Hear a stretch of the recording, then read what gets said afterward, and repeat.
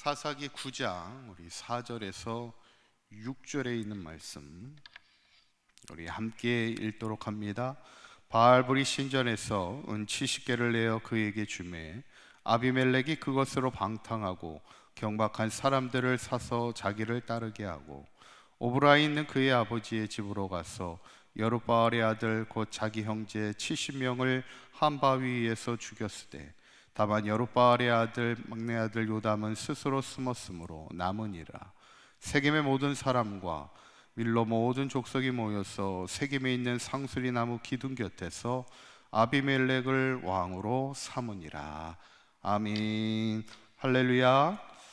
우리 지난 시간에 이제 기드온이 어떻게 보면 자신의 삶의 마지막에 에봇을 만들면서 그것이 이스라엘의 우상이 되고 또 불신앙의 올무가 되는 것을 이제 보게 되면서 어쩌면 우리의 신앙이 마지막까지 처음의 마음, 처음의 겸손한 신앙을 잃어버리지 않는 것이 참 중요하다.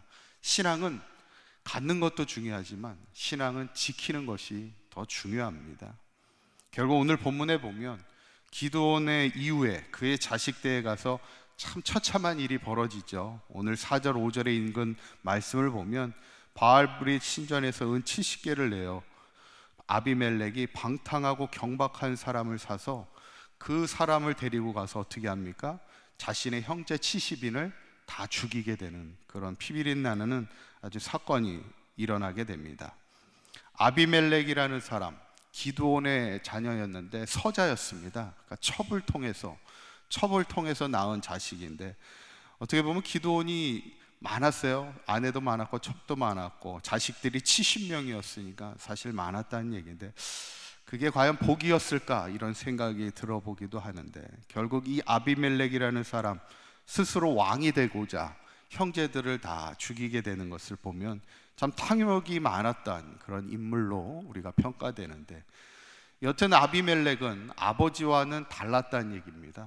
어떻게 다릅니까? 첫째는 우상을 버리지 못하는 그런 불신앙에 빠져 있다는 것을 우리가 보게 되죠. 아버지 기드온은 어땠어요? 하나님의 부르심을 받을 때 처음 그가 했던 행위가 뭐였냐면 사사기 6장 32절에 기드온은 이렇게 했죠. 한번 읽어볼까요? 시작. 그날의 기드온을 여룻바알이라 불렀으니 이는 그가 바알의 제단을 파괴하였으므로 바알이 그와 더불어 다툴 것이라 함이었더라. 이렇게 성경에 나와요. 기드온은 하나님 앞에 처음 부르심을 받았을 때 참 겁도 많았고 소심했던 사람이었지만 그는 과감하게 바알의 제단을 파괴하고 바알과 싸워 이기며 이름을 하나 얻잖아요. 오늘 본문에도 계속 나오는 게 여룻바알이라는 이름이 나오는데 그만큼 안타깝습니다. 아버지 기드온은 여룻바알이라는 만큼 바알과 싸워 이겼던 사람이지만 오늘 아비멜렉은 어때요? 오히려 바알 신전에 있는 방탕하고 경건하지 못하는 사람을 데리고 와서 자기가 왕이 되고자 그를 통해 형제를 죽이는, 어쩌면 그 이야기는 바알 신전을 섬기고 있는 우상을 버리지 못하는 불신앙 가운데 아비멜렉이 있었음을 보게 되죠. 두 번째는 그는 스스로 왕이 되고자 하는 그런 교만한 사람이었다는 겁니다. 지금 아무도 그를 왕을 추대하려고 했던 것이 아니라 스스로 자신의 아버지 기드온은 왕으로 추대를 받고자 했었죠. 이스라엘 백성이 왕이 되어달라 이야기하죠. 그때 기드온은 뭐라고 대답합니까? 사사기 8장 23절에 한번 읽어볼까요? 시작. 기드온이 그들에게 이르되 내가 너희를 다스리지 아니하겠고 나의 아들도 너희를 다스리지 아니할 것이요 여호와께서 너희를 다스리시리라 하니라. 기드온은 왕으로 추대되고자 했을 때 자신은 내가 다스리지 않을 거다. 우리 자식들도 너희들을 다스리자. 왜냐하면 왕이 되는 것은 하나님이 원하시는 게 아니기 때문에 하나님이 원하지 않는 그것을 내가 하지 않겠다는 거예요. 아직 여전히 하나님이 원하는 것은 사사들을 통해서 그들을 다스리는 것이지 왕은 또 다른 문제입니다. 그래서 하나님이 원하지 않는 왕은 내가 하지 않겠다.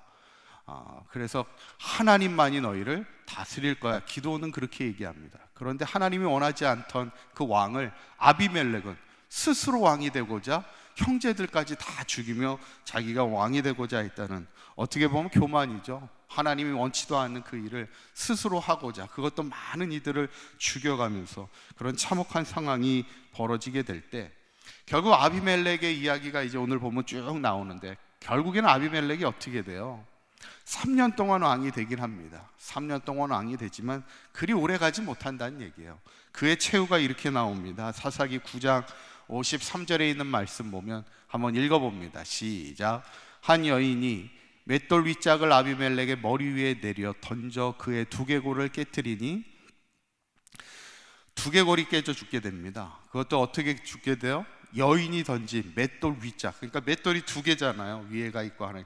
아마 전쟁을 할 때 여자들, 우리나라도 왜 그 여자들이 막 돌을 날라줘가지고 막 돌을 던지고 막 그런 전쟁이 있었잖아요. 아마 그 당시에도 여자들도 함께 전쟁에 참여했던 것 같은데, 이제 돌을 던졌는데 뭘 던져요?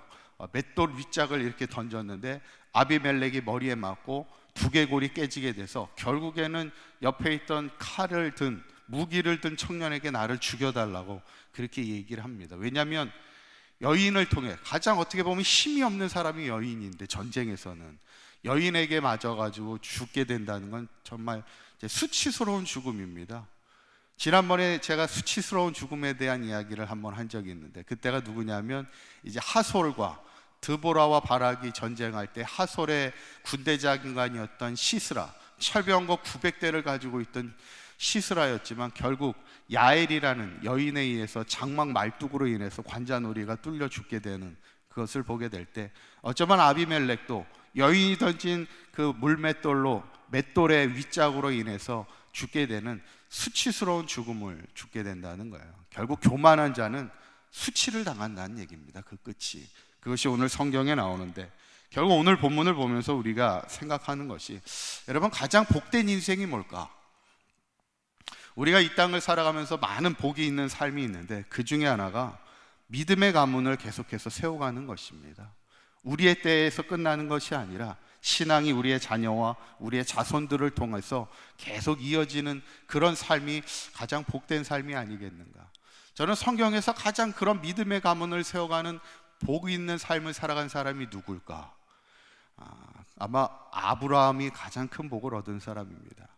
75세에 하나님의 부르심을 받아서 처음 믿음을 개척했던 그 아브라함에게 주셨던 하나님의 그 복, 결국 아브라함을 통하여 이삭이 복을 받고 야곱이 복을 받고 요셉이 복을 받고 야곱의 12자녀들이 이스라엘의 큰 지파를 이루어가는 것을 보면, 아브라함의 신앙이 믿음의 유산을 따라 자녀들에게 이어가며, 아브라함에게 주신 복이 4가지 복입니다. 믿음의 가정을 이루고, 믿음의 가문을 이뤄가고, 믿음의 혈통을 이어가며, 마지막에는 믿음의 민족을 이루어가는 것이 아브라함에게 주신 하나님의 축복이에요. 4가지가 뭐라고요?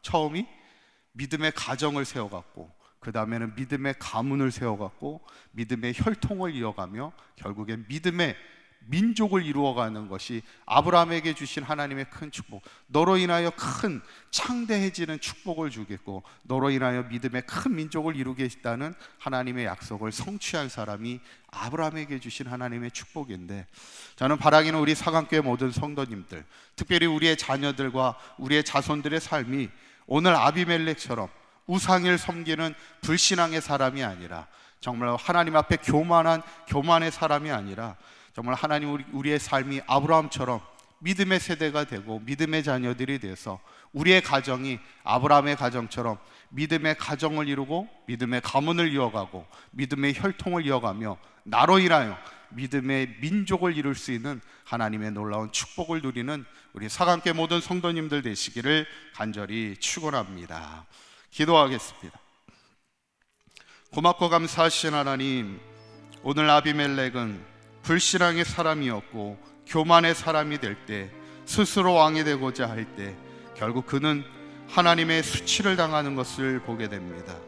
사강교회 우리 사랑하는 모든 성도들, 우리의 삶이 교만한 자의 자리에 서지 않게 하여 주시고 늘 겸손한 믿음의 삶이 되게 하여 주시고, 특별히 우리의 자녀들이 그 믿음의 유산을 따라 믿음의 사람이 되게 하여 주실 때 하나님 앞에 겸손한 신앙의 사람이 되어 믿음의 아름다운 유산을 따라 하나님의 복을 이어가는 우리의 가정과 우리의 자녀들의 삶이 되게 하여 주시어서 아브라함에게 주셨던 하나님의 복, 믿음의 가정을 이루며 믿음의 가문을 세워가며 믿음의 혈통을 이어가며 믿음의 민족을 이루는 아브라함에게 주셨던 하나님의 놀라운 축복을 누리는 우리 사강교회 모든 성도들과 가정과 자녀들의 삶이 되도록 축복하여 주시옵소서.